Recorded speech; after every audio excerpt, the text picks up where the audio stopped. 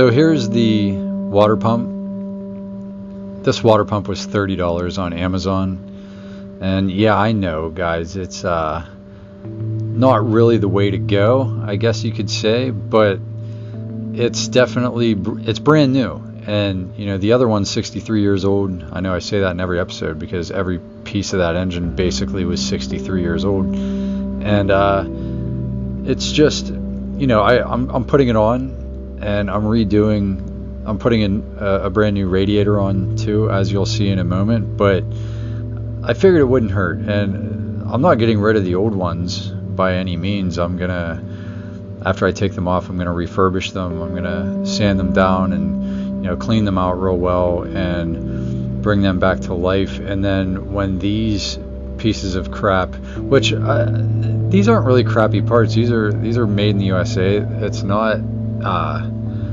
they're not the worst parts you can get, and they're really nice, and the radiator is really nice, which you'll see in a couple minutes. But I'm gonna refurbish the old ones, and I had to wipe this down with acetone and then spray it with high temp paint. And I don't show all 3 coats because who wants to watch that, right? But I do show the first quick coat here, but it turns out really nice. And I decided to do the rest of the engine that is seeable, I guess you could say, in the front, like where the timing belt, where the, you know, cover is, and where everything else is that you can see when you open the hood. I repaint. I don't show that whole process, but you know, this is obviously before I did it. This is while everything was still in there, and you can't really tell. I mean, you kind of can, but it was really decrepit. Everything was, you know, chipped up, and it was just falling off. So I wanted to sand everything down and make it look nice. Now there's the beautiful radiator, and you know, these aren't really that expensive either. I got it on Amazon. It was like $180. But first things first, I have to drain the old radiator. And the antifreeze really, you know, I know it's not oil, but like it doesn't look bad.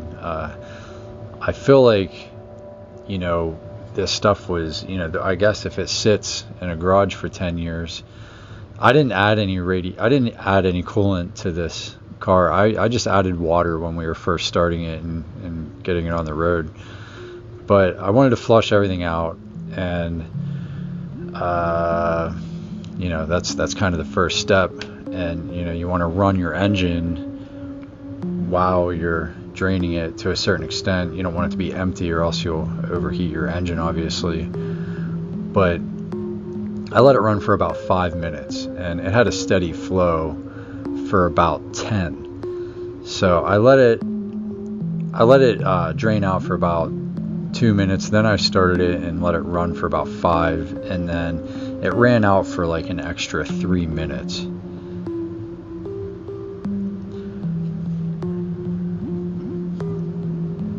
And yeah, I did it in the shale, and I just kind of cleaned it up the best I could afterwards and hosed it down. But there's that original alternator. I have to say, you know, and I don't like to jinx myself, but this project was extremely easy. Anyone who has ever worked on a small block Chevy engine knows that they're really fun to work on. It's not really like a job, you know, when you have to do anything on them, unless you're, you know, taking it down to the block, but which I of course didn't do to this engine. But